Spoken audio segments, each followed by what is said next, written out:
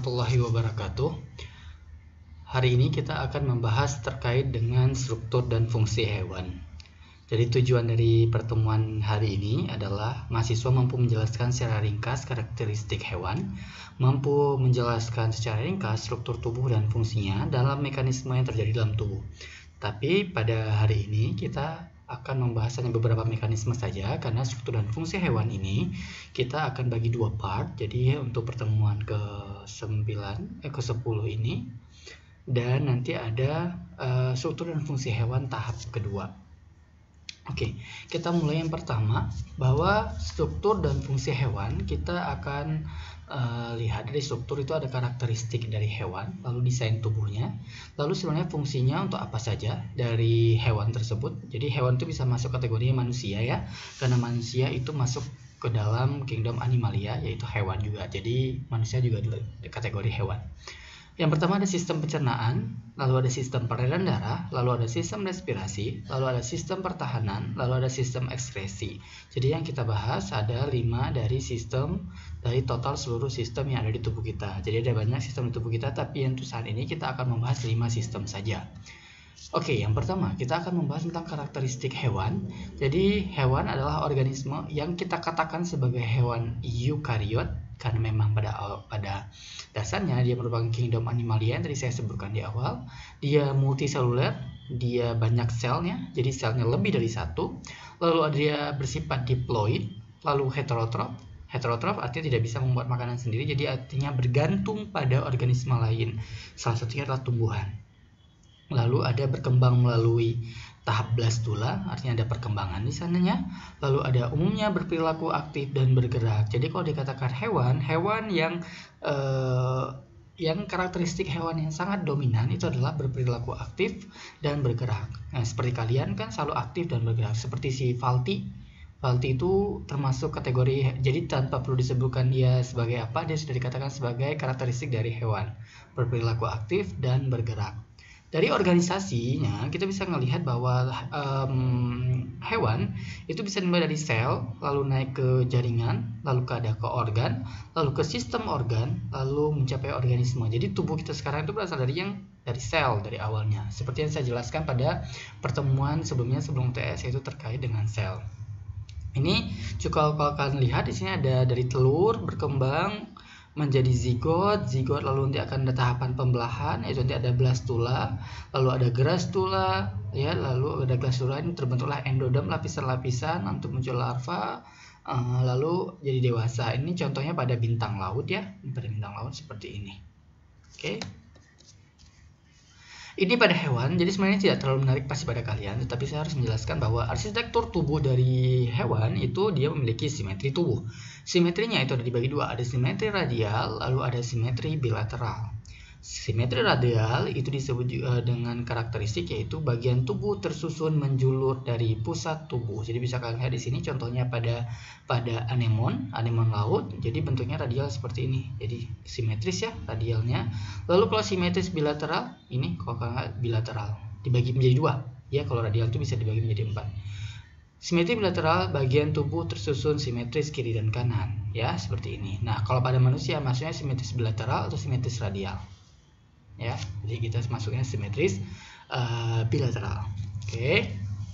Ini arsitektur tubuh, saluran pencernaan dan selom, rongga tubuh. Jadi kalau seandainya kita lihat beberapa hewan memiliki bentuk selom, ya, saluran pencernaan. Misalnya pada manusia itu ada epidermis, ada otot, ada saluran pencernaan. Ini juga beda karakteristiknya. Ini untuk hewan radial, saluran pencernaan, saluran buntu, satu jalan masuk keluar. Jadi dia keluar masuk dari satu jalan.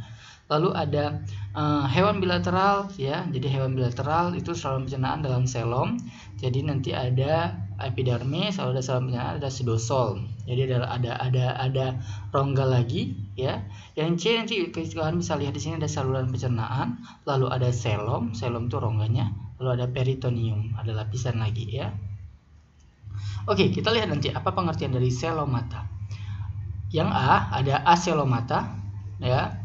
Aselomata dia tanpa selom ya, tanpa selom.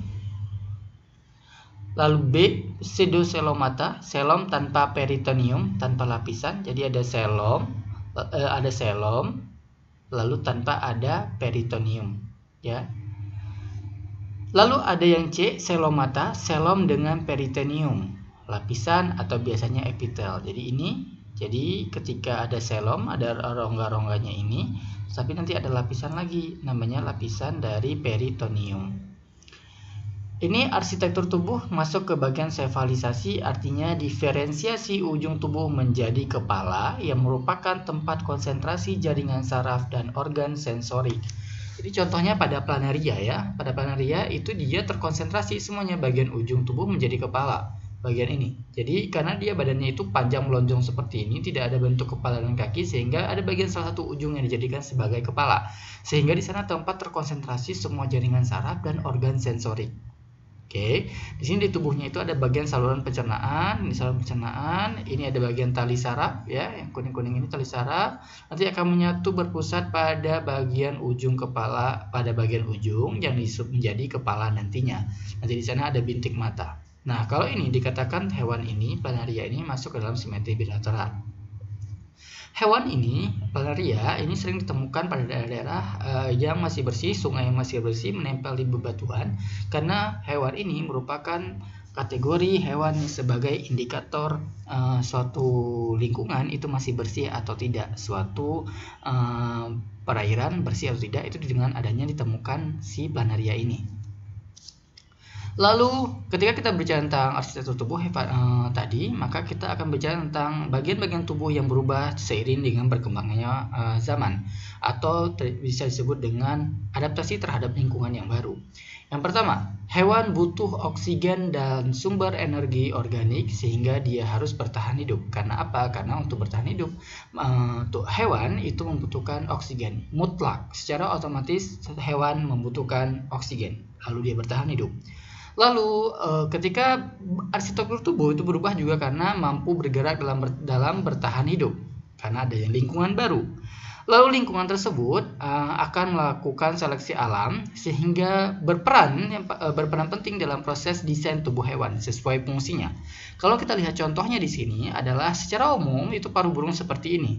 Lalu karena adanya faktor lingkungan yang ikut andil dalam desain tubuh hewan, lalu ada di sana ini satu contoh sering kalau kalian di SMA atau di SMP itu adalah burung finch di Kepulauan Galapagos. Di sana ada terdistribusi beberapa jenis burung yang memiliki paruh yang berbeda-beda tergantung dari makanan yang tersedia di sana. Misalnya contoh ini adalah penangkap serangga, berarti di sana adalah yang terkonsentrasi adalah sumber makanannya adalah serangga, sehingga dia memodifikasi tubuhnya, paruhnya untuk menyesuaikan dengan makanan yang ada di sana. Lalu ada surface skimming, jadi kayak dia ibaratnya menyantroni yang melihat-lihat yang di bagian permukaan, misalnya yang di permukaan air. Lalu ada yang pemakan biji ya, lalu ada pemakan biji juga dibedain lagi nanti yang biji konifer ya, biji konifer itu berbeda, nanti ada paruhnya ada seperti ini, ada lengkukan seperti ini. Lalu juga ada yang filter feeding, ada yang probing, ada yang pemakan nektar, tergantung dari bunganya dalam atau tidak, dia harus banyak membentuk tabung. Pemakan buah karena ukuran buah yang sangat besar. Aerial fishing, jadi dia untuk menangkap ikan, ini rata-rata untuk menangkap ikan ya. Lalu ada yang pemahat ya, burung yang untuk apa istilahnya itu ya, apa hewan yang sering ada yang di kartun-kartun ya, pemahat. Woodpecker. Lalu ada paruh bergantung untuk menyimpan makanannya di sini. Lalu ini sama surface skimming, ini sama ya, sketching sama, scavenging sama raptor untuk mau berburu supaya dia bentuk kepalanya, bentuk paruhnya didesain supaya ketika dia berburu untuk mengurangi tidak terlalu berisik ketika dia ingin menangkap mangsanya. Lalu ada klasifikasi hewan yang akan kita bahas. Ya, kalau tadi adalah bentuk dari morfologinya, dari arsitektur tubuhnya. Jadi secara umum klasifikasi hewan itu adalah kingdomnya adalah animalia, lalu level organisasinya itu adalah tingkat sel, lalu tingkat jaringan. Ketika tingkat sel, jenis organismenya yang hanya berbentuk satu seluler, itu bentuk contohnya adalah porifera, masuk ke dalam filum porifera. Lalu ketika kita berbicara tentang jaringan atau organ atau sistem organ, maka kita akan berbicara struktur radial dan bilateral. Radial itu ada pembagiannya, ada dua, jadi ada solentirata, ada stenovora. Lalu nanti ada yang bilateral, ada Platyhelminthes, Astahelminthes, Annelida, Arthropoda, Mollusca, Echinodermata, Hemichordata, dan Chordata. Nanti kita masuk ke bagian ini, ya. Kita masuk ke bagian bahwa manusia itu masuk ke dalam tipe bilateral, lalu dia with through column, coelom. Jadi kita memiliki coelomata, ya. Saya tidak akan membahas tentang detail lagi tentang terkait dengan klasifikasi, kan itu sudah dari SMP kalian membahas tentang klasifikasi dari hewan. Ini juga ya tentang klasifikasi hewan. Oke, what is happening in our body? Ya, secara umum garis besarnya hewan itu bertahan hidup dengan cara membutuhkan energi dan makanan. Dari makanannya itu kita bisa dapatkan dari tumbuhan, misalnya tumbuhan melakukan fotosintesis, dia menyediakan makanan untuk tubuh kita atau hewan lainnya. Ya, makanan yang diperoleh dan oksigen dari luar masuk ke dalam tubuh. Ya, masuk ke dalam tubuh, lalu masuk ke dalam sistem pencernaan.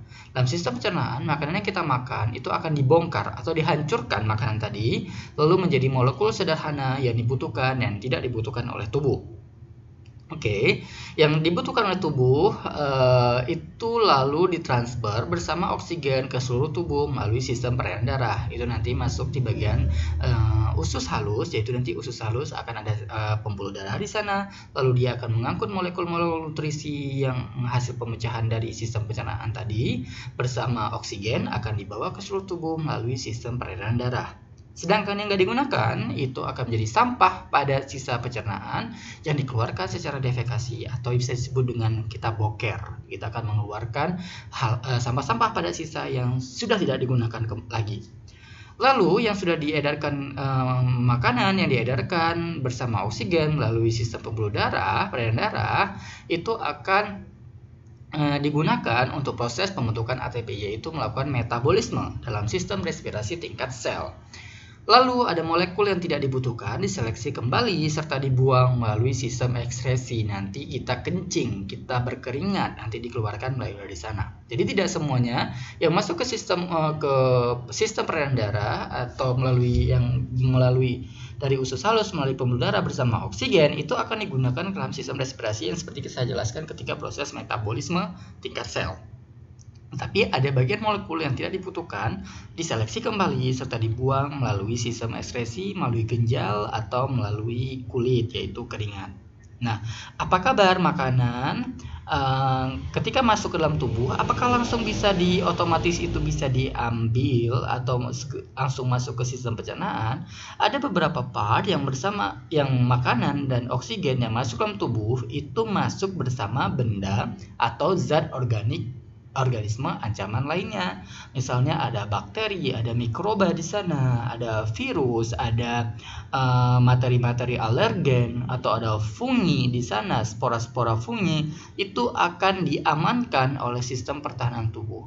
Jadi sebenarnya ketika kita memakan sesuatu, memasukkan oksigen ke dalam tubuh kita, tidak semata-mata akan langsung masuk ke sistem pencernaan atau sistem respirasi dalam hidung. Tidak, tetapi karena ada kerjaan dari sistem pertahanan tubuh, yaitu berfungsi untuk mengamankan materi-materi yang bersifat mengancam bagi tubuh kita yang masuk bersama makanan dan oksigen ke dalam tubuh. Oke. Ini ketika kita membahas tentang pencernaan, pemecahan makanan menjadi molekul untuk proses pengolahan energi. Ada makanan, tahapannya ingesti, masuk ke dalam tubuh, nanti ada dipecah oleh gigi di dalam mulut, lalu ada enzim di sana dengan enzim amilase yang dikeluarkan oleh kelenjar ludah atau juga disebut dengan enzim betialin. Lalu makanan yang dipecah tadi secara mekanik dan secara kimiawi menjadi potongan-potongan kecil. Lalu nanti di tahapan di sini nanti akan ada di saluran di bagian digestion, itu masuk ke dalam lambung. Lambung nanti di sana akan ada proses namanya mekanik, yaitu dengan gerakan peristaltik yang ada di lambung. Lalu ada enzim-enzim, ada asam di sana dalam lambung, sehingga disebut juga dengan chemical digestion. Lalu ada proses penyerapan, absorpsi, ya, disebut juga dengan absorpsi. Di sana nanti akan menjadi molekul-molekul yang sangat kecil yang akan dibawa melalui saluran pencernaan bawah. Usus halus nanti akan melewati pembuluh darah, diedarkan ke sistem peredaran darah. Jadi nutrien molekul masuk ke dalam sel tubuh, lalu dia akan mengalami yang namanya proses metabolisme. Lalu ada proses seleksi yang disebut dengan eliminasi. Jadi bahan-bahan yang sudah kita makan yang tidak bisa digunakan lagi dikeluarkan atau dieliminasi, atau juga disebut dengan undigested material. Misalnya ini adalah feses, nanti akan dikeluarkan dalam bentuk feses. Oke, yang kita makan akan ada yang dikeluarkan, akan ada yang diserap oleh tubuh. Proses penghancuran dan penyerapan makanan itu terjadi dalam kompartemen tertentu. Oke, pencernaan fisika, penghancuran disebut juga dengan penghancuran molekul makanan menjadi lebih kecil secara fisik, bisa dengan gesekan, hantaman, atau giling. Contohnya pada gigi dan lidah. Jadi ketika kita mengunyah itu adalah pencernaan secara fisika atau juga disebut dengan proses pencernaan secara mekanik. Lalu pencernaan kimia yaitu penghancuran dan perubahan molekul dengan bantuan enzim atau senyawa lain. Contohnya enzim lipase atau enzim amilase yang dikeluarkan, enzim amilase dikeluarkan di mulut, enzim lipase nanti dikeluarkan di bisa di usus, bisa di organ-organ lainnya. Ya, intinya adalah dia berfungsi untuk memudahkan proses penghancuran atau perubahan molekul makanan sehingga lebih gampang diserap oleh tubuh. Mekanisme makan pada hewan itu berbeda-beda. How they eat ketika paus seperti ini, apakah dia akan mengunyah-ngunyah, kunyah-kunyah, lalu telan? Enggak, seperti itu. Dia disebut juga dengan suspension feeders. Jadi dia akan menelan semuanya. Jadi dia sekali buka mulut, dia akan masuk semua cairan air laut yang berisi nanti ada plankton dan nutrisi yang tersuspensi di dalam air. Lalu dia saring di sana. Ya, ketika dia saring, maka dia akan mendapatkan plankton yang bisa dimakan sama dia sebagai sumber protein atau sumber energi bagi dia, atau nutrisi-nutrisi lain yang bercampur di dalam air. Ya, sebagian besar hewan air akan melakukan proses suspension feeder seperti ini, contohnya ikan pari, ikan paus, atau sponge laut. Ada yang disebut juga dengan substrate feeders, yaitu hewan yang hidup di dalam atau di sumber makanan mereka. Jadi dia misalnya ada ulat daun, jadi dia menempel pada suatu substrat makanan mereka, lalu dia memakan di sana. Misalnya ulat pada daun, dia kan menempel di daun, lalu dia memakan daun tersebut. Nanti lama-lama daun itu hancur. Ya, atau belatung, ya, belatung itu juga menempel pada substratnya. Lalu ada cacing tanah, ya, cacing tanah itu akan menempel pada substrat tanah, lalu dia akan memakan apa yang ada di tanah tersebut, lalu dia akan mengeluarkan kotorannya. Lalu ada fluid feeders, yaitu mengisap cairan kaya nutrisi dari inang yang hidup. Nyamuk, ya, nyamuk, kutu daun, kolibri, dan lebah. Jadi dia mengisap cairan yang kaya akan nutrisi, bukan air putih saja, ya. Lalu ada bulk feeders, yaitu memakan potongan makanan yang relatif besar. Ini masuklah kategori manusia di sini, ya, karena dia bisa menggunakan gigi, rahang, taring, cakar, atau menggunakan tentakel. Itu hewan-hewan misalnya bangau, ular, dan manusia. Kita tergolong ke dalam masuk kategori bulk feeders. Oke.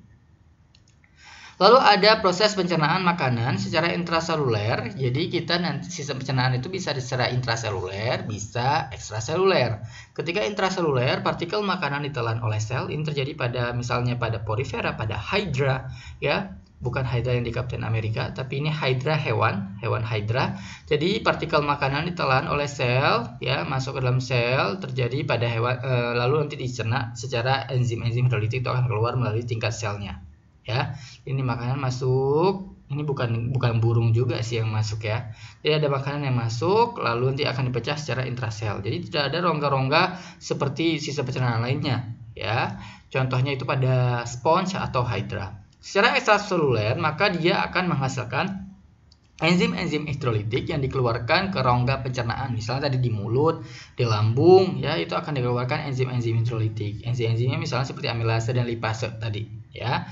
Dan biasanya terjadi pada hewan tingkat tinggi, karena ketika kita bicara tentang ekstraseluler berhubungan dengan enzim hidrolitik, maka kita akan berbicara tentang organ dan sistem organ yang kompleks, sehingga dia bisa dipecah dengan akan diproses secara kompleks juga, karena organ yang digunakan juga sangat kompleks. Ini yang ketika kita lakukan ketika proses penghancuran dan penyerapan makanan yang tadi saya bilang bahwa ini yang ekstraseluler bisa dikatakan seperti ini. Jadi contohnya pada manusia mulai dari mulut, nanti ada bantuan dari lidah, nanti ada kelenjar saliva. Kelenjar saliva itu kalau kalian lihat bukan ludah, cairan ludah yang selalu keluar jigom gitu ya, bukan. Tetapi itu saliva itu kalau kalian pernah misalnya lagi diem terus tiba-tiba melihat ada mangga atau jeruk nipis, tiba-tiba kayak ada aliran mengalir dari leher kalian itu masuk ke dalam mulut yang cairannya bening ya. Kalau kita mau muntah atau ketika ada melihat yang asam-asam, nah itu akan keluar cairan salivanya. Nah itu disebut dengan cairan saliva, bukan ludah yang sering keluar ya. Ludah emang iya bagian dari saliva, tetapi kalau mau kita panen kelenjar saliva itu diambil yang bening, bukan yang berbuih atau keruh ya. Lalu masuk ke faring, lalu dilanjutkan dengan esofagus, lalu masuk ke dalam lambung. Nanti sebenarnya ada keterlibatan antara liver, gallbladder, dan pankreas sebenarnya, tapi tidak langsung. Jadi kita fokus pada sisa pencernaannya dulu. Lalu ada di lambung, lalu ada small intestine, lalu nanti ke usus besar, lalu ada rektum, lalu ada anus. Nah itu jalur dari pencernaan pada manusia. Sedangkan pada hewan lain nanti kalian bisa lihat sendiri di sini. Berbeda yang ada di manusia dengan hewan-hewan seperti cacing atau pada belalang atau pada burung. Ini ketika kita berbicara tentang ada setiap organisme atau hewan di muka bumi itu berbeda-beda cara makannya ya. Ada yang sifatnya karnivora, ada yang herbivora, ada yang omnivora. Tetapi ketika kita berbicara golongan hewan-hewan ini, maka kita akan berbicara tentang adaptasi saluran pencernaannya terhadap jenis makanan yang akan dimakan. Misalnya karnivora suka memakan daging. Oke, saluran pencernaannya cenderung pendek dan sederhana. Sekumnya kecil ya. Jadi kalau kalian lihat di sini ketika si karnivora ya, ini ada lambung, ada usus halus, pendek biasanya dia. Lalu masuk ke usus besar, ada kolon, ada sekumnya kecil ya. Lalu ada herbivora saluran pencernaannya panjang, bercabang ya. Pencernaannya panjang, bercabang, sekumnya juga panjang ya. Di sini proses tempat mikroorganisme mencerna materi tumbuhan. Karena pada dasarnya ketika herbivora itu dia mengkonsumsi tanaman atau tumbuh-tumbuhan yang sifatnya adalah komponen dari dinding sel dari tanaman tersebut yang susah untuk dipecah, sehingga butuh bantuan dari mikroorganisme. Nah, mikroorganisme apa yang akan digunakan, yang akan bersemayam di sini? Yang bertempat tinggal di bagian sekum herbivore ya, itu silahkan kalian jawab nanti di komentar ya, bahwa tempat mikroorganisme di sini. Jadi mikroorganisme golongannya seperti apa yang akan bertahan di bagian sekum dari kelompok herbivora ini, dan kenapa harus ada mikroorganisme tersebut ya. Lalu ada omnivora itu lebih menyerupai dengan karnivora, saluran pencernaan panjang, sederhana, sekumnya kecil.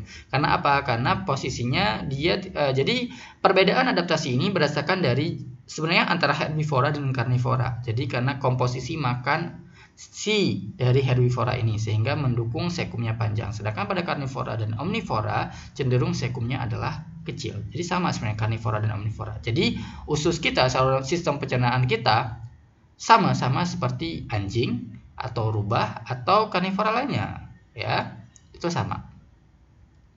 Oke, ini adaptasi saluran pencernaan terhadap jenis makanan. Ini pada herbivora adaptasinya terhadap selulosa. Jadi kenapa bisa rumennya panjang atau kenapa bisa sekumnya panjang? Karena dia harus beradaptasi terhadap selulosa. Selulosa yang dimakan adalah rumput atau tumbuh-tumbuhan lainnya ya. Nah, di rumen sapi tempat mikroorganisme mencerna selulosa. Jadi kalau kalian lihat di sini ada mulut, lalu ada esofagus, ada retikulum, ada perutnya, nanti ada omasum, abomasum, ada rumen ya, ada intestin. Nanti di bagian rumen ini nanti akan ada mikroorganisme yang menetap di sana ya, mikroorganisme yang saya tanyakan tadi. Jadi di bagian sekum itu bagian rumennya, itu akan ada tempat mikroorganisme yang akan bertahan hidup di sana, yang berfungsi untuk mencerna selulosa di sana. Selulosa datang dari mana? Silahkan dicari tahu ya. Lalu nanti baru setelah jadi baru ada intestin, masuk ke intestin baru dia boker, keluarlah fesesnya. Oke. Untuk sistem pencernaan tadi sudah, jadi sangat sederhana, tidak sederhana, sangat mudah untuk dihafal karena sering kita lakukan ketika kita makan atau melakukan proses mengunyah lainnya, gitu ya. Lalu kita lanjut ke sistem respirasi. Di sini adalah sistem respirasi berbeda dengan sistem respirasi tingkat sel yang disebut dengan glikolis, yang masuk tahapannya glikolisis, dekarboksilasi oksidatif, siklus Krebs atau transfer elektron. Tetapi di sini sistem respirasinya merupakan pertukaran gas dengan organ-organ pernapasan. Jadi kita masuk ada oksigen, lalu mengeluarkan CO2, itu masuk ke paru-paru ya. Masuk ke paru-paru, nanti juga ada kaitannya dengan sistem peredaran darah. Oke, jadi sinilah pertukaran gas dengan organ-organ pernapasan, lalu pertukaran gas ke sel. Nah, pertukaran gas ke sel ini baru masuklah ke tahapan ke sel, ke bagian organel mitokondria. Barulah terjadi respirasi tingkat sel. Jadi kalau ditanyakan respirasi tingkat sel atau melakukan metabolisme, itu harus melewati sistem respirasi dulu. Ya, tapi apakah sistem respirasi bernafas sudah dikatakan respirasi tingkat sel? Belum. Tetapi ketika sudah respirasi tingkat sel, maka artinya dia harus melewati tahapan pemasukan gas oksigen ke dalam organ-organ pernapasan yang dilanjutkan ke pengangkutan udara hasil pernapasan ke sistem peredaran darah. Lalu dalam darah baru dibawa ke seluruh tubuh, lalu masuk ke dalam mitokondria, lalu diproseslah respirasi tingkat sel. Nah, disinilah terjadi proses glikolisis, dekarboksilasi oksidatif, lalu ada siklus Krebs dan transfer elektron. Ya, enggak semua di mitokondria, tapi ada juga di bagian sitoplasma ya. Tapi lebih dominan memang ketika dikatakan sebagai penghasil energi itu adalah di mitokondria. Ketika kita berbicara tentang sistem pernapasan, maka ada keterkaitan dengan sistem peredaran darah. Ya. Sistem peredaran darah ini misalnya di sistem gastrovaskular, yaitu pertukaran gas nutrisi berlangsung secara difusi. Jadi misalnya contohnya pada rongga gastrovaskular ini hewannya ubur-ubur ya. Hewan ini nggak punya sistem peredaran darah ya. Jadi dia akan menggunakan sistem yang namanya sistem gastrovaskular, yaitu dengan menggunakan difusi ya. Sel-sel yang membatasi sistem gastrovaskular menggunakan flagela untuk mendorong air beredar. Jadi karena dia tidak punya rongga-rongga seperti pada manusia, maka dia akan melakukan yang namanya dorong-mendorong air dengan menggunakan flagela. Ya, jadi ini rongga-rongganya di tengah-tengah ini ada rongga-rongganya, rongga-rongga. Nah, di rongga-rongga ini disinilah yang disebut dengan terjadilah proses sistem peredaran dan peredaran darah. Ya, pertukaran gas di sini juga, nutrisi juga di sini gitu ya. Supaya dia bisa beredar, semuanya didoronglah dengan yang namanya flagela. Ya, dia sangat sederhana bentuknya, ya, sederhana bulat, habis itu ada gini-ginian doang, ya. Contohnya misalnya pada hidra, ubur-ubur dan cacing pipih. Oke. Ini sistem respirasi tadi yang di awal tadi dikatakan bahwa strukturnya selaputnya tipis, lembab, bergerak, berhubungan dengan pembuluh darah kapiler. Jadi mulai seperti pada permukaan kulit misalnya digunakan oleh cacing untuk melakukan sistem respirasinya, lalu pada serangga dengan menggunakan trakea, lalu pada hewan mamalia itu akan menggunakan paru-paru. Seperti manusia akan menggunakan paru-paru, makanya ketika ada paru-parunya masuk sesuatu yang berbahaya, maka akan kesulitan bernafas, akan menyebabkan kematian. Misalnya seperti virus SARS-CoV-2 atau disebut dengan COVID-19, itu akan menyerang bagian paru-paru, sistem respirasi kita. Sedangkan pada hewan air itu akan menggunakan insang sebagai tempat pertukaran dari oksigen dari lingkungan ke dalam tubuhnya. Ini pada manusia ya gampang pemasukan oksigen dan pengeluaran CO2 dengan hidung dan mulut. Jadi karena berhubung virus corona itu masuk dan menyerang sistem pernapasan, maka hindarilah memegang hidung dan mulut supaya tidak tergampang terkontaminasi dari virus tersebut. Lalu setelah masuk oksigen ke dalam melalui hidung dan mulut, lalu dia akan masuk melalui ke paru-paru. Lalu ke paru-paru dia akan masuk ke bronkus, lalu ke bronkiolus, lalu alveolus, lalu ke alveolus.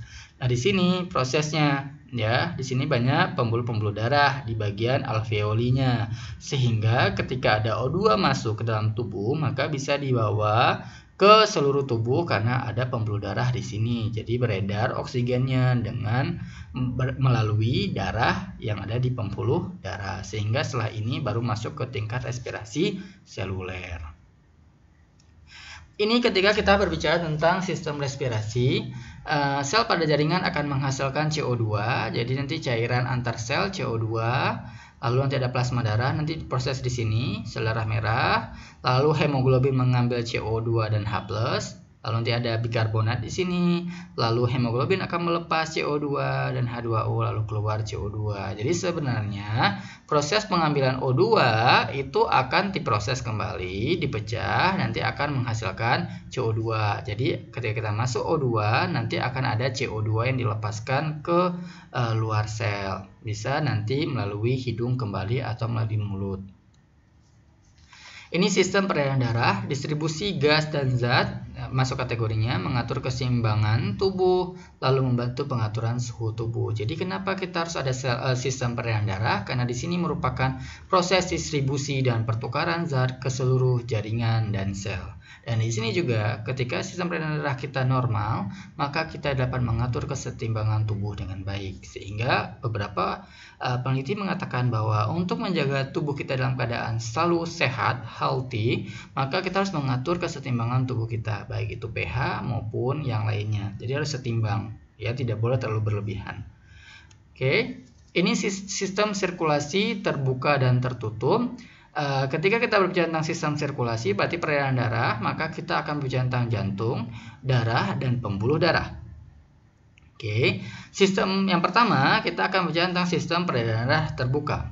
Ya, yang sistem peredaran darah terbuka itu salurannya bersifat terbuka, tidak tertutup, tidak melalui jalur sirkulasi yang ditentukan. Dan itu darah masuk ke seluruh tubuh, ke saluran melalui ostium, ya, menjadi ostium. Jadi kalau kalian contohnya itu sistem peredaran terbuka itu pada serangga atau pada belalang. Jadi di bagian badan belalang yang lembek-lembek itu, di bagian perutnya itu namanya ada ostia, ya, atau ostium, ya. Nanti masuk udara dari sini, dari pinggir-pinggir perutnya itu, ya, melalui satu arah. Jadi ya, masuknya melalui satu arah, masuk. Lalu nanti di sana tidak ada perbedaan antara cairan peredaran darah dengan cairan interstitial, ya. Jadi tidak ada perbedaan cairan darah dengan sel, sehingga warna sistem peredaran darah terbuka itu warnanya nggak merah, karena memang tidak terpisah antara darah dengan cairan sel. Jadi bergabung semuanya, ya. Jadi tidak ada perbedaan. Ini contohnya ada moluska, karang-karangan, dan seluruh arthropoda. Ya, seluruh arthropoda contohnya paling gampang sering dijadikan contoh percobaan itu adalah belalang. Nanti osianya masuk, nanti cairan selnya tidak ada bedanya. Jadi di sini ada jantungnya, lalu ada pembuluh darahnya. Sama sebenarnya, ya. Jadi dia jalur aja semuanya. Tidak ada perbedaan antara cairan peredaran darah dan cairan interstisial, sehingga dikatakan sebagai sistem peredaran darah terbuka. Lalu ada sistem peredaran darah tertutup, yaitu darah beredar dalam saluran tertutup, jadi terkontrol dia bahwa tidak akan ke kuping. Ini nggak di sini, ya, jadi teratur dia sesuai dengan jalurnya, ya. Ada perbedaan antara cairan peredaran darah dengan cairan interstisial atau cairan antar sel. Jadi kalau kalian lihat di sini ada oksigen masuk, ada CO2 yang keluar, lalu nanti ada pertukaran di sini O2 dan zat makanan, lalu nanti masuk ke dalam cairan, masuk ke dalam sel yang digunakan untuk respirasi selanjutnya, ya. Lalu ada pembuluh darah, ada jantung yang mengontrol, lalu ada yang dibuang yang berbentuk limbah atau tidak digunakan lagi. Semua vertebrata masuk ke dalam sistem peredaran darah tertutup. Manusia masuk ke dalam sistem peredaran darah tertutup. Cacing tanah, cumi-cumi, dan gurita juga masuk ke dalam sistem peredaran darah tertutup. Oke. Ini sistem peredaran darah. Pergerakan cairan di pembuluh darah kapiler. Jadi kalau saya tadi kan disebutkan bahwa di sini ada kontrolnya, ada salurannya. Nah, di sini gimana kalau kita perjelas bahwa gimana sih pertukarannya? Jadi nanti ada pertukaran substrat, jadi mulai difusi sederhana, melintasi air, lalu oksigen, ya, lalu ada garam-garam mineral, garam ini ya, bukan garam. ya. Lalu nanti di sini ya, jadi ada tekanan darah. Jadi bagaimana proses melintasinya itu nanti akan ada tekanan darah juga, tekanan darah, lalu ada tekanan osmotik. Tahu ya tekanan osmotik itu misalnya nanti ada difusi di sana ya, ada osmosis ya, namanya juga tekanan osmosis. Jadi bisa menggunakan difusi sederhana dengan dibawa oleh air. Jadi nanti ujung dari arteri itu masuk, darah masuk, nanti ada tekanan osmotik sehingga di jalan, nanti ada cairan antar sel untuk bertukar juga di sini, lalu ada ujung ke vena. Nanti dia berjalan terus-menerus sampai ke ujung vena. Silahkan nanti disebar ke pembuluh darah yang lainnya, ya. Ini hubungan sistem pencernaan, respirasi, dan peredaran darah. Jadi kalau dikatakan ada 3 sistem yang saling berhubungan satu sama lain, tidak berdiri sendiri, ya, yaitu ada sistem pencernaan, sistem respirasi, dan sistem peredaran darah. Kita mulai dari sistem pencernaan. Makanan masuk melalui mulut, sistem pencernaan di lambung, ada usus, lalu ada usus besar, lalu anus, feses keluar.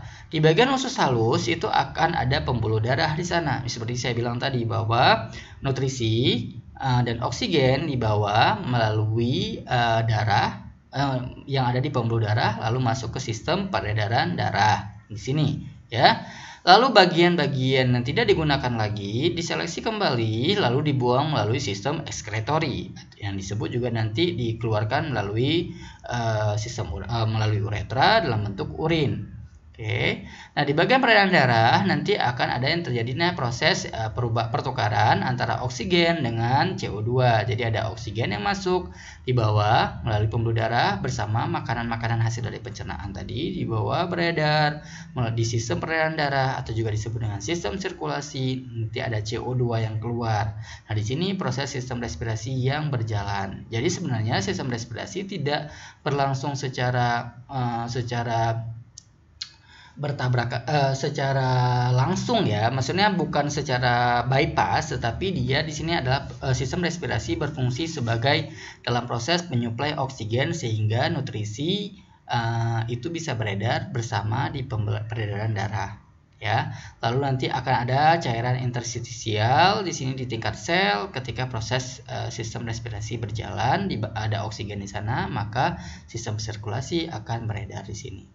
Oke, jadi saya ulang sekali lagi bahwa sistem pencernaan itu mengedarkan memasukkan makanan, memecah makanan, lalu makanan yang hasil dari pencernaan itu akan masuk ke pembuluh darah. Masuk ke pembuluh darah itu akan beredar dengan bersama apa? Bersama darah yang dibantu oleh oksigen, ya, nanti beredar dengan adanya oksigen. Jadi oksigen itu akan dibawa ke tingkat sel, lalu dia akan melakukan yang namanya metabolisme, respirasi tingkat sel. Nah, bagian pencernaan yang sudah masuk ke sistem peredaran darah juga akan diseleksi kembali, akan dibuang melalui sistem ekskretori, yaitu pakai ginjal atau kulit. Bisa jadi urin, bisa jadi keringat. Oke. Lalu tadi kan ada pembahasan bahwa bagian yang masuk ke mulut atau melalui makanan atau melalui udara itu akan mengalami proses seleksi juga yang dilakukan oleh sistem pertahanan tubuh, atau juga disebut juga dengan sistem imunitas tubuh. Nah, sistem imunitas tubuh itu tuh bermacam-macam. Ada yang kekebalan bawaan, ada yang kekebalan yang diperoleh. Kita bahas dari kekebalan bawaan. Kekebalan bawaan itu adalah pengenalan sifat-sifat yang dimiliki bersama oleh banyak sekali patogen menggunakan seperangkat reseptor yang kecil dan responnya biasanya cepat. Itu biasanya itu kita sudah ada bawaan. Jadi kalau seandainya kekebalan bawaan itu sering sudah ada di sel tubuh kita dan kita sudah mengenal. Dan biasanya kekebalannya itu cenderung mengenal beberapa patogen saja, ya. Nah, pertahanan penghalangnya itu berupa apa? Berupa kulit, membran mukus atau bagian sekresinya. Ya, makanya ketika pertahanan ke tubuh kita itu ada di kulit pertama kali, lalu ada membran mukus, ada sekresi. Nah, pertahanan internalnya itu berupa apa di sel tubuh kita? Ada namanya sel-sel fagositosik, jadi berfungsi sebagai sel-sel yang memakan organisme-organisme yang masuk ke tubuh kita. Misalnya ketika kita makan, itu ada bakteri di makanan kita, maka secara otomatis sel-sel fagositik itu akan memakan bakteri-bakteri tadi yang masuk ke tubuh kita. ya. Lalu ada protein antimikroba. Nah, protein antimikroba itu dikeluarkan oleh sel, itu akan berfungsi untuk menghancurkan mikroba yang masuk tadi. Jika sel-sel fagositik itu tidak bisa bekerja dengan baik. Lalu akan muncul namanya respon peradangan. Misalnya ketika sudah masuk ke tubuh kita, lalu tubuh kita tidak bisa melawan, maka dia akan memunculkan radang, ya. Akan memunculkan radang, lalu nanti akan muncul demam. Itu berfungsi untuk memanaskan tubuh kita supaya mikroba-mikroba tadi yang masuk dianggap bisa dimatikan dengan panas tubuh kita. Lalu ada sel-sel pembunuh alami atau juga disebut dengan sel pembunuh, ya. Ini masuk kategori di sini di pertahanan internal itu adalah sel-sel makrofag, itu masuk di sini. Jadi makanya ketika kita berobat ke rumah sakit, jika kita ada infeksi atau apapun itu, maka akan dicek makrofagnya, sel makrofagnya ada banyak atau tidak, sel darah putihnya ada banyak atau tidak. Makanya ketika kita ada sakit tipes atau apapun lah itu yang berhubungan dengan darah, maka akan dicek sel darah putihnya. Jika sel darah putihnya melebihi batas normal, berarti artinya di tubuh kita itu ada infeksi. Karena apa? Karena sel leukosit kita bertambah banyak, artinya di sana ada datang organisme lain yang masuk ke tubuh kita, sehingga leukosit tadi berfungsi sebagai sel-sel pembunuh alami dan sel-sel fagositik yang harus memakan organisme yang masuk ke tubuh kita. Jadi sebenarnya kita tidak perlu worry jika ada bakteri masuk ke tubuh kita yang katanya harus higienis atau tidak, itu sebenarnya tidak terlalu diperhatikan. Karena apa? Karena sebenarnya kita sudah punya pertahanan internal tubuh kita, yaitu sel-sel fagositik, protein antimikroba, dan sel-sel pembunuh alami. Ya, sel-sel makrofag. Jadi kalau sana kalian pernah cek darah, maka nanti akan kalian lihat di sana dijelaskan bahwa leukositnya normal, berarti tidak ada infeksi di sana. Makrofagnya juga normal, artinya tidak ada mikroba asing yang masuk ke tubuh kita. Lalu ada kekebalan yang diperoleh, yaitu di sini adalah pengenalannya sifat-sifat spesifik terhadap patogen tertentu menggunakan banyak reseptor dan responnya lebih lambat. Ya, ini biasanya respon humoralnya, yaitu antibodi mempertahankan tubuh dari infeksi dalam cairan tubuh. Ini biasanya kekebalan diperoleh misalnya kita ada pernah serangan oleh virus, maka kita akan membentuk pengenalan sifat-sifat spesifik dari patogen yang sebelumnya. Misalnya kita pernah di sini kekebalan yang diperoleh itu bisa dengan cara vaksinasi, ya, dengan imunisasi, ya, dengan diberikan vaksin virus yang dilemahkan yang bertujuan untuk merangsang kekebalan tubuh kita. Jadi tubuh kita sebenarnya sudah mengenal vaksin tadi, karena vaksin tadi adalah virus yang dilemahkan.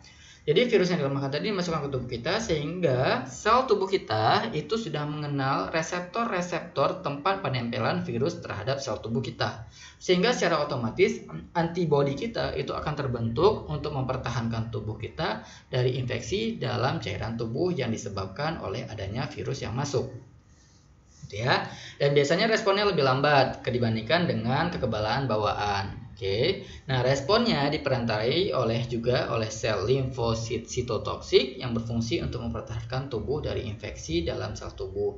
Jadi biasanya respon humoral tadi, antibodi tadi, selain diberikan bisa dengan secara buatan, juga bisa dengan adanya diperantarai oleh sel yang namanya limfosit sitotoksik. Jadi sebenarnya itu akan berbarengan nantinya. Nah, misalnya kayak sekarang, kenapa ada orang yang tidak terkait dengan kasus SARS-CoV-2, karena memang pada dasarnya antibodi kita belum mengenal virus tersebut, karena reseptornya itu belum kita kenal, karena reseptornya itu berbeda dengan virus yang sebelumnya, ya, seperti flu atau pneumonia lainnya, gitu ya. Jadi memang makanya kemarin sudah ditemukan bahwa ada yang survive dari kakek-kakek umur 101 tahun, ya, 111 atau 101 tahun itu bisa survive dari SARS-CoV-2 ini, ya, COVID-19 ini, karena sebelumnya dia ternyata pernah diserang oleh flu Spanyol. Karena memang pada dasarnya flu Spanyol, SARS, MERS, dan SARS-CoV-2 itu memiliki golongan virus yang hampir mirip, ya, Coronaviridae. Sehingga mungkin si kakek tadi respon humoral tubuhnya, antibodinya itu sudah mengenal beberapa reseptor yang ada di COVID-19, sehingga dalam proses penyembuhannya jadi lebih gampang karena kekebalannya sudah pernah diperoleh ketika dia kena flu Spanyol sebelumnya. Ini ketika kita berbicara tentang sistem imun, ya. Ini ada sebuah animasi. Ini bagaimana dikatakan bahwa imun sistem Kun, you are so protective. Dia sangat melindungi si sel tubuh kita, gitu ya. Yes, my love, I will always protect you. Ya, respon imun akan selalu melindungi kamu, gitu ya, melindungi tubuh kita. Lalu ketika dia melihat, ada apa di muka kamu, ya? Oh, ini nggak apa-apa. Sebenarnya ini hanya bulu kucing, gitu ya. Tetapi sistem imun tubuh kita itu akan mengenal bahwa rambut kucing atau bulu kucing itu sebagai suatu agen yang bisa menyerang tubuh kita, menyebabkan tubuh kita menjadi sakit. Walaupun tubuh kita mengatakan bahwa bahwa bulu kucing tidak apa-apa, tapi sistem imun kita itu akan bereaksi berlebihan dan mengenal bahwa bulu kucing itu adalah sebagai agen penyebab penyakit pada tubuh kita, sehingga secara otomatis dia akan menyerang bulu kucing tadi, itu menyerang bagian sel tubuh kita, sehingga muncullah alergi. Jadi alergi bengkak-bengkak ketika ada bulu kucing atau bersin itu karena disebabkan oleh sistem imun kita melakukan proteksi terhadap tubuh kita. Ya, jadi ada alergi. Jadi alergi itu bisa macam-macam. Ada alergi dingin, ada alergi angin malam, ada alergi angin malam, bukan acara angin malam ya. Jadi ada angin malam, ada serbuk sari, ada debu, ada bulu kucing. Jadi sebenarnya alergi itu karena respon dari sistem imun kita mengenal bahwa itu adalah protein asing yang akan mengganggu kinerja tubuh kita. Ya. Ini gambar di sebelahnya itu ada makrofag. Makrofag itu menunjukkan antigen untuk sel lain. Jadi ini ada makrofag ya. Dia ada tempat nempel nantinya. Lalu ada antigen yaitu helper T cell ya. Lalu helper T cell itu akan berbicara dengan helper T cell lainnya. Lalu ada helper T cell aktif ketika ada killer T cell ya, yang menyebabkan mereka bisa dibunuh dan diinfeksi ya. Jadi ketika sudah ada seperti ini, maka nanti akan masuk dia akan aktif si T cell-nya ya, helper T cell akan aktif dia dengan B cell, jadi akan membentuk antibodi di sini ya, lalu akan membentuk antibodi. Lalu bagian reseptor-reseptor ini akan menempel ya, menempel pada bakteri ya, menempel pada bakteri. Lalu nanti bakteri akan ditempelin oleh protein-protein ini yang bersifat untuk menghancurkan dari si bakteri-bakteri ini. Lalu ketika sudah datang, maka makrofag datang untuk makan si bakteri ini ya, dengan segitu gampangnya. Jadi sebenarnya ketika ada mikroba yang masuk, bakteri yang masuk ke asing tubuh kita itu akan ditempelin oleh siapa? Oleh suatu reseptor. Nah, reseptor nanti dia akan mengirimkan sinyal bahwa antibodi itu harus datang. Ketika antibodi sudah datang ke sana, maka makrofag datang untuk memakan apa yang sudah tersaji untuk dimakan oleh dia, yaitu adalah patogen asing yang masuk ke tubuh kita. Oke. Ini sistem pertahanan tubuh tadi penjelasannya lagi bahwa ada alamiah secara bawaan, ini tidak spesifik, jadi tidak kenal semuanya bisa dihancurkan oleh dia. Pertama ada pertahanan fisik melalui kulit dan mukosa membran. Jadi kulit kita sebagai pelindung, di kulit kita itu banyak mikroba itu berfungsi sebagai pelindung, sehingga kalau kulit terlalu banyak, misal kayak kasus sekarang banyak cuci tangan, banyak nyiram, banyak pakai hand sanitizer, sehingga membuat kulit jadi cracking, sehingga kulit menjadi terbuka, sehingga pertahanan non spesifik kita itu akan rendah, sehingga bisa masuk mikroba-mikroba asing lainnya yang bisa menyerang bagian kulit kita. Lalu ada pertahanan kimiawi, yaitu bisa saliva, air mata, dan lisozim. Makanya ketika zaman dulu saliva itu bisa digunakan. Misalnya, kalau di kampung-kampung ketika ada luka selalu dikasih ludah, ya, selalu dikasih ludah, karena di sini sebagai pembunuh mikroba saliva. Jadi pertahanan kimiawi. Lalu ada air mata. Jadi ke air mata kenapa ketika lisozim itu ada di air mata juga ya. Jadi kenapa ketika ada debu yang masuk itu secara otomatis mata kita akan mengeluarkan air mata. Di sana ada enzim lisozim yang berfungsi untuk menghancurkan partikel-partikel atau agen yang masuk ke mata kita. Ya, misalnya kalau ada bakteri maka akan keluar air mata. Jadi sebenarnya ketika kita mengeluarkan air mata itu berfungsi untuk mematikan organisme yang masuk ke mata kita, sehingga mata itu harus steril sebenarnya karena ada ini. Ya, jadi kalau ada yang nangis setiap hari sebenarnya kita sudah membuang lisozim, enzim yang cukup mahal. Lalu ada sel darah putih fagosit, ada neutrofil, monosil, eosinofil, ada basofil. Ini tergantung jenis makanan yang harus dimakan. Bisa cacing, bisa parasit lainnya, bisa bakteri, bisa virus, bisa jamur. Itu ada kerjaannya. Jadi sel darah putih fagosit, pemakan nanti semuanya. Lalu yang adaptif atau yang diperoleh ya, dia sifatnya spesifik, itu dilakukan oleh sel darah putih, ada limfosit ya, ada sel limfosit B mengatasi antigen di cairan antar sel. Jadi nanti ada antigen yang menempel, itu ada nanti yang di bagian cairan antar sel. Lalu ada limfosit T mengatasi antigen yang masuk ke dalam sel. Ini yang masih di cairan sel, ini yang sudah di dalam sel. Ya, nanti ada sel T pembantu, ada sel T sitotoksik. Ada dua. Ini ketika respon inflamasi terjadinya radang. Misalnya ini ada paku ditempelin oleh bakteri. Yang hijau-hijau ini bakteri ya. Ini ada hijau-hijau ini bakteri. Lalu yang hijau-hijau ini akan mengeluarkan, bakteri itu akan mengeluarkan sinyal. Nah, sinyal molekul sinyal ini akan dikenal oleh mast cell, lalu dikenal juga oleh makrofag. Ya, mereka itu akan mengeluarkan sinyal. Sinyalnya itu nanti apa? Sinyalnya untuk supaya datang ke sana untuk memakan si bakteri ini. Ya.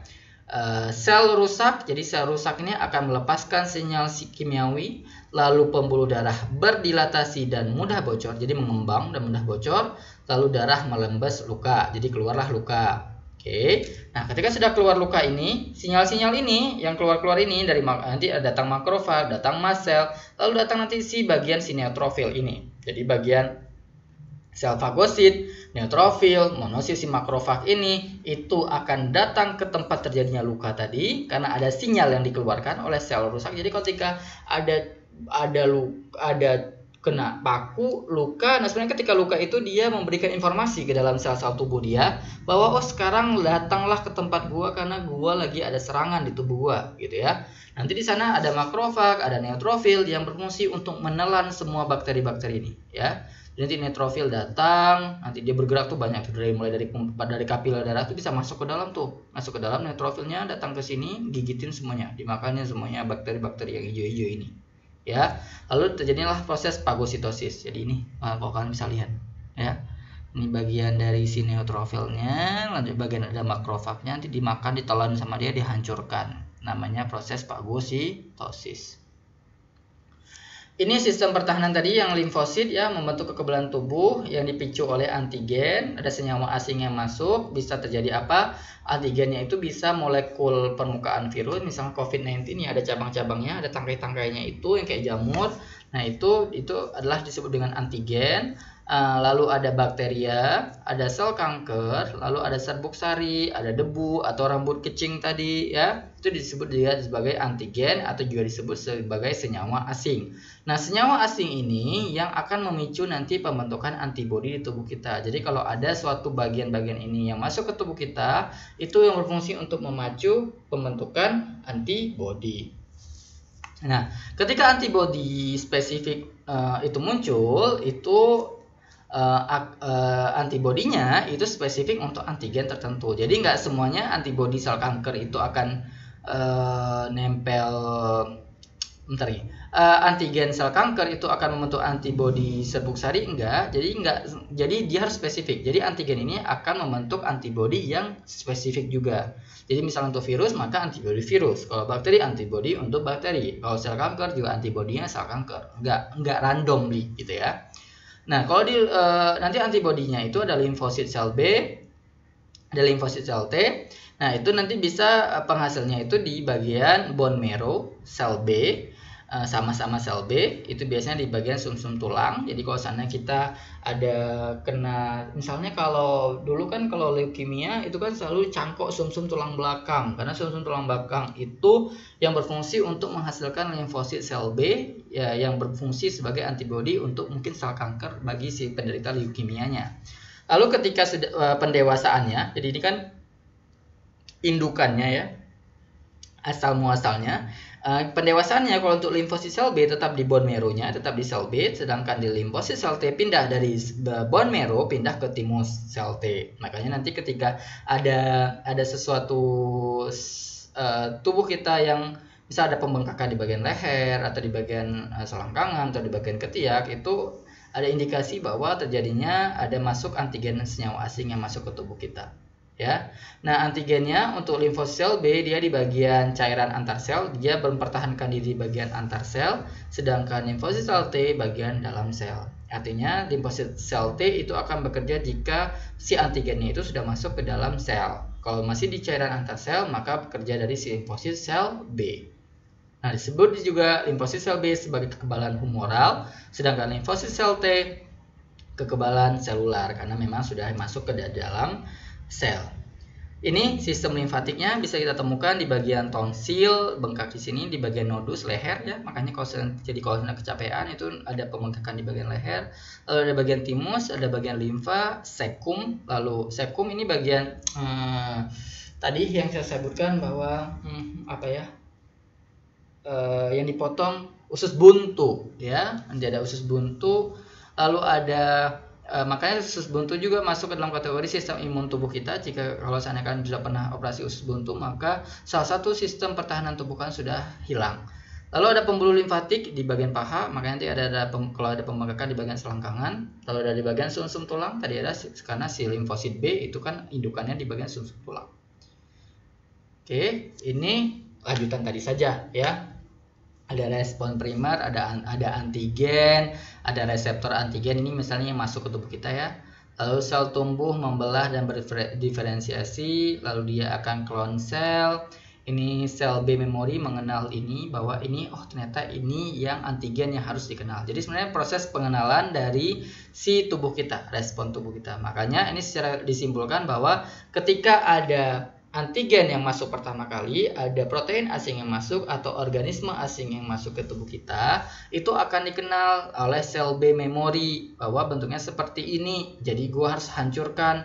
Makanya nanti molekul antibodi itu akan menyerang ini sehingga pecah si sel-sel tersebut.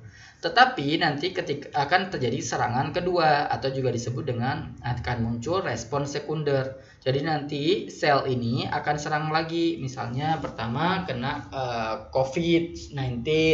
Mungkin nanti di tahun 2021 muncul lagi. Nah, sel tubuh kita itu sudah mengenalnya bahwa yang seperti ini merupakan antigen atau reseptor antigen yang harus dimusnahkan, sehingga secara otomatis langsung muncul antibodi akan langsung muncul untuk menyerang si antigen tadi karena sudah ada sel B memori. Nah, sel B memori inilah yang berfungsi untuk mengenali atau mengingat siapa-siapa aja yang udah pernah masuk ke tubuh kita, siapa yang berbahaya atau siapa yang tidak memberikan efek apa-apa. Ya, jadi kerjaan dari sel B memori untuk mengingatkan bahwa kapan dia harus membentuk antibodi, kapan dia tidak membentuk antibodi. Seperti itu, ya. Ini sistem pertahanan spesifik, yaitu ada kekebalan seluler, sel T pembantu yang tadi, ya. Ada makrofag memagosit antigen, jadi memakan semuanya. Ini kelihatan, ya. Makrofag memakan si bakteri-bakteri ini.